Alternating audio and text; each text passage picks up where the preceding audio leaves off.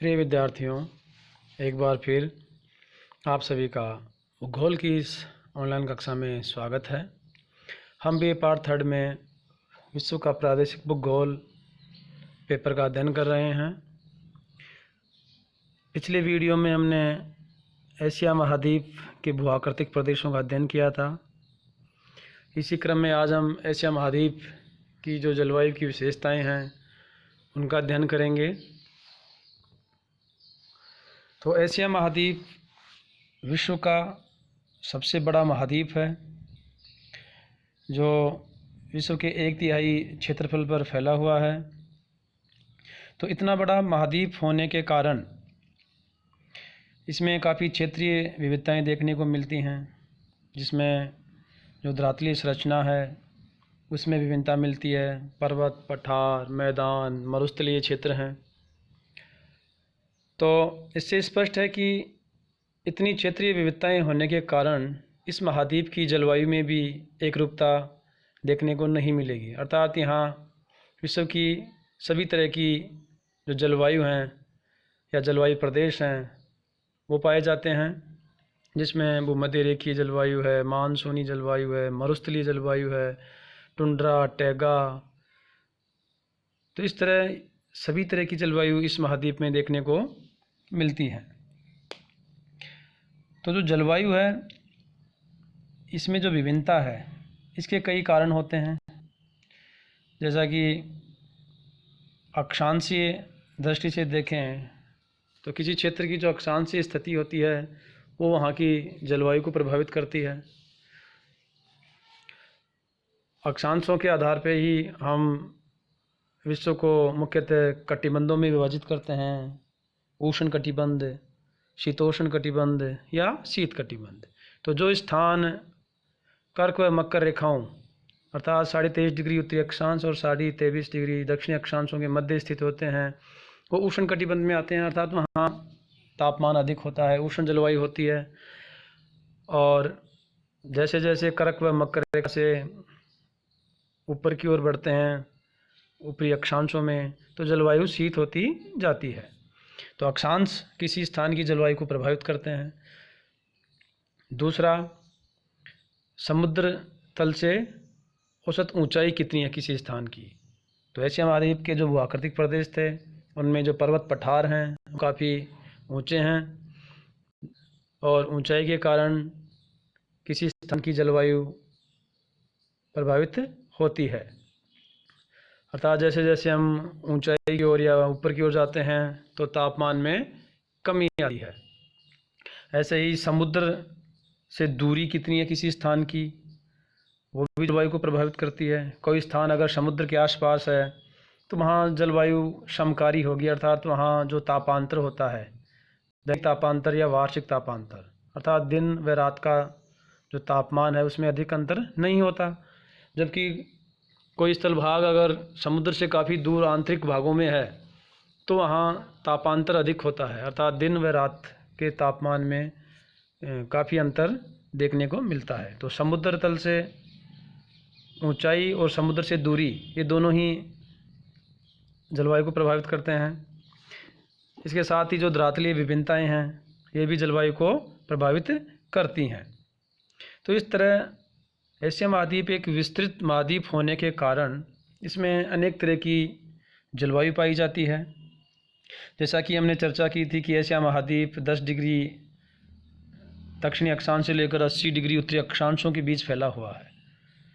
तो इसका अधिकतर भाग जो है वो उत्तरी गोलार्ध में पड़ता है और उत्तरी अक्षांश जो है साइबेरियाई प्रदेश वो काफ़ी ठंडे हैं, जबकि भूमध्य रेखीय जो क्षेत्र है जो इंडोनेशियाई द्वीप समूह है वहाँ अधिक तापमान दर्ज किया जाता है। कुछ मरुस्थल क्षेत्र हैं वहाँ भी तापमान अधिक होता है।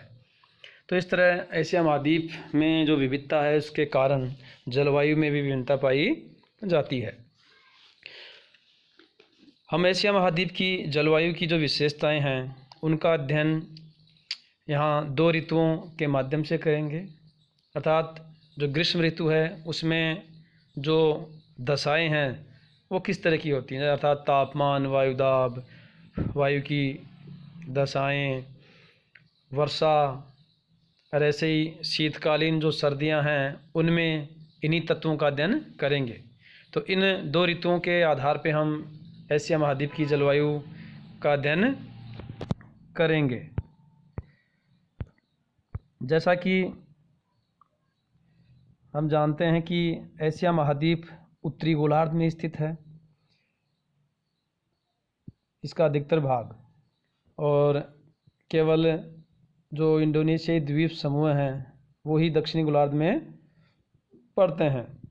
तो ग्रीष्म ऋतु में यहाँ जो तापमान है वो अत्यधिक उच्च हो जाता है, अर्थात अधिक तापमान दर्ज किया जाता है। ग्रीष्म ऋतु की शुरुआत मार्च से जून के मध्य होती है और मार्च के बाद सूर्य की किरणें उत्तरी गोलार्ध में अपेक्षाकृत सीधी पड़ने लगती हैं, जिससे यहाँ अधिक तापमान प्राप्त होता है, अर्थात सूर्य उत्तरायण होता है, जिससे तापमान अधिक हो जाता है। जैसे मानचित्र में देखें अगर अपन एशिया महाद्वीप में, तो यहाँ समताप रेखाओं के द्वारा तापमान के वितरण को दर्शाया गया है। अब समताप रेखाएं क्या होती हैं? समताप रेखाएं मानचित्रों पर एक काल्पनिक रेखाएं खींची जाती हैं जो समान तापमान वाले स्थानों को मिलाकर खींचते हैं, उसे हम समताप रेखाएं कहते हैं, और इनके माध्यम से तापमान का क्षैतिज वितरण दर्शाया जाता है।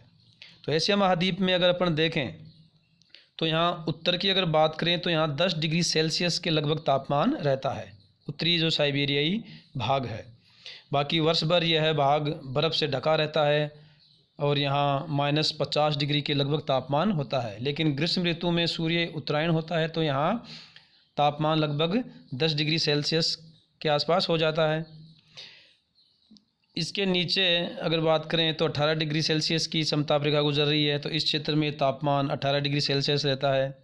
एशिया के मध्य से 26 डिग्री सेल्सियस की समताप रेखा गुजर रही है, अर्थात एशिया के मध्य भाग में इस समय ग्रीष्म ऋतु में 26 डिग्री सेल्सियस तापमान होता है। जैसे जैसे दक्षिण एशिया की तरफ बढ़ते हैं या दक्षिण में आते हैं तो तापमान में वृद्धि होती है। इस क्षेत्र में दक्षिणी पश्चिमी एशिया का जो ये क्षेत्र है, यहाँ सर्वाधिक तापमान दर्ज किया जाता है, क्योंकि ये एक उष्ण मरुस्थलीय जलवायु प्रदेश है, जिसमें अरब का जो मरुस्थल है, पाकिस्तान का जो मरुस्थल है, भारत का थार मरुस्थल है, ये क्षेत्र इसमें आते हैं जहाँ अत्यधिक तापमान दर्ज किया जाता है। पाकिस्तान में स्थित जैकोबाबाद जो विश्व का सबसे गर्म स्थान है, जहाँ तापमान 50 डिग्री सेल्सियस से भी ऊपर रहता है, वो भी इसी स्थान पर है। तो यहाँ एशिया महाद्वीप में गर्मियों में सर्वाधिक तापमान दर्ज किया जाता है। जैसे जैसे दक्षिण आ रहे हैं, यहाँ देखिए 26 डिग्री सेल्सियस तापमान की रेखा है जो दक्षिणी एशिया से गुजर रही है। तो ग्रीष्म ऋतु में एशिया महाद्वीप में तापमान दक्षिण पश्चिम एशिया में जो मरुस्थलीय भाग हैं वहाँ अधिक होता है, और उत्तरी एशिया में 10 डिग्री सेल्सियस के आसपास रहता है। ग्रीष्म ऋतु में अगर वायुदाब की बात करें तो वायुदाब को समदाब रेखाओं के द्वारा मानचित्रों में दर्शाया जाता है। जिस तरह समताप रेखाएं समान तापमान वाले स्थानों को मिला के खींची जाती हैं, ऐसे ही समान वायुदाब वाले स्थानों को मिलाकर समदाब रेखाएं खींची जाती हैं। तो यहाँ यह स्पष्ट है कि जो वायुदाब और तापमान है इनमें विलोम संबंध होता है, विपरीत संबंध होता है, अर्थात जब तापमान अधिक होता है तो वायुदाब न्यून होता है, अर्थात कम होता है, और जहाँ तापमान कम होता है वहाँ वायुदाब अधिक होता है। तो मानचित्र में देखिए ग्रीष्म ऋतु में वायुदाब और हवाओं की जो दिशा है, तो हमने अभी बात की थी कि जो दक्षिणी पश्चिमी एशिया का जो मरुस्थलीय भाग है, जिसमें थार मरुस्थल है, पाकिस्तान आ गया, इराक आ गया, सऊदी अरब आ गया, ये जो भाग है यहाँ अधिक तापमान होता है, और अधिक तापमान के कारण यहाँ न्यून वायुदाब पाया जाएगा। देखिए यहाँ 996 मिलीबार दर्शाया गया है, वायुदाब को मिलीबार में दर्शाते हैं। तो अधिक तापमान है और न्यून वायुदाब है। जैसे जैसे इस क्षेत्र से बाहर की ओर जाएंगे तापमान में कमी होती जाएगी। देखिए यहाँ 1000 के आसपास वायुदाब है और उत्तर की तरफ जाएंगे तो और भी अधिक वायुदाब बढ़ रहा है और एकदम उत्तर में साइबेरिया भाग में वायुदाब अधिक पाया जाता है, क्योंकि यहाँ सबसे कम तापमान रहता है ग्रीष्म में। तो तापमान कम होगा तो वायुदाब अधिक। तो इस क्षेत्र में है सर्वाधिक तापमान दर्ज किया जाता है, जिसके कारण यहाँ वायुदाब भी सबसे कम होता है। इसी तरह जहाँ वायुदाब अधिक या न्यून होगा तो उसी के अनुसार हवाएं चलेंगी, अर्थात जो हवा है वो वायुदाब का अनुसरण करती है, अर्थात हवा उच्च वायुदाब से निम्न वायुदाब वाले क्षेत्रों की ओर चलती है। तो जैसा कि हमने देखा कि यहाँ वायुदाब न्यून है, कम है, और जो समुद्री क्षेत्र हैं उनमें स्थल की बजाय तापमान कम होता है और वायुदाब अधिक होता है। तो स्थलीय भाग में वायुदाब कम हो रहा है और यहाँ वायुदाब अधिक है, तो हवा समुद्र से स्थल की ओर चलेगी। देखिए दक्षिण एशिया की बात करें तो यहाँ हिंद महासागर से भारतीय भूमि में या जो दक्षिणी पूर्वी एशियाई भाग है यहाँ हवा चल रही है। ऐसे ही दक्षिणी पूर्वी चाइना में भी हवा समुद्र से स्थल की ओर चलती है। हवा समुद्र से स्थल की ओर इसलिए चल रही है क्योंकि समुद्रों में उच्च दाब है और स्थलीय भाग अधिक गर्म हो जाते हैं तो वहाँ न्यून दाब पाया जाता है। तो हवा उच्च दाब से न्यून दाब की ओर चल रही है। इसी तरह जो हवा की दिशा है उसी से यहाँ ग्रीष्मकालीन मानसून भी विकसित होता है। देखिए मानचित्र में जो हवाएं हैं वो हिंद महासागर से स्थलीय भाग की ओर आ रही हैं। ऐसे ही यहाँ प्रशांत महासागर से स्थल भाग की तरफ दक्षिणी पूर्वी जो एशिया है या दक्षिणी पूर्वी जो चीन है इसकी तरफ हवाएं आती हैं। तो हवा समुद्र से स्थल की ओर आएगी तो उसके साथ नमी रहेगी और जैसे ही वो स्थल में प्रवेश करेगी तो कोई पर्वतीय अवरोध होगा तो उससे टकरा के वहाँ वर्षा होगी। इसलिए एशिया महाद्वीप में ग्रीष्मकालीन जो मानसून है उससे सर्वाधिक वर्षा होती है। लगभग 85% या 90% के आसपास जो वर्षा है वो केवल गर्मियों में ही प्राप्त होती है, जिसे हम दक्षिणी पश्चिमी मानसून भी कहते हैं। तो हवाओं की दिशा समुद्र से स्थल की ओर होने के कारण यहाँ काफ़ी वर्षा हो रही है। ये देखिए एशिया महाद्वीप में जो वर्षा का वितरण है इसे दर्शाया गया है। जहाँ 25 सेंटीमीटर तक बारिश है उसे लंबवत रेखाओं से दर्शाया गया है। तो ये जो क्षेत्र हैं यहाँ सबसे कम बारिश हो रही है।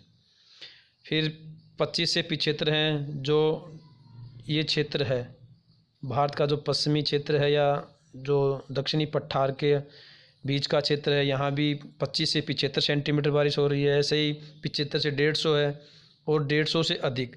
तो सर्वाधिक जो वर्षा है वो इस क्षेत्र में हो रही है, दक्षिणी पूर्वी एशिया, जिसमें भारत का उत्तरी पूर्वी जो भाग है जिसमें मेघालय है, जहाँ चेरापूंजी मासिनराम में सर्वाधिक बारिश होती है। ऐसे ही भारत का जो पश्चिमी घाट है यहाँ भी सर्वाधिक बारिश होती है। ऐसे ही इंडोनेशियाई जो द्वीप समूह हैं यहाँ अधिक बारिश हो रही है। तो ये वर्षा है ये ग्रीष्मकालीन मानसून से होती है। तो इस मानचित्र में एशिया महाद्वीप में वर्षा का वितरण दिखाया है कि किन क्षेत्रों में कितनी वर्षा हो रही है। तो आज हमने एशिया महाद्वीप की जलवायु में जो ग्रीष्म ऋतु है उसमें तापमान, वायुदाब, वायु की जो दिशाएं हैं या वर्षा उसकी स्थिति क्या है इसकी चर्चा की है। अगले वीडियो में हम जो शीत ऋतु है उसमें किस तरह की दशाएं होती हैं उसकी चर्चा करेंगे। जय हिंद।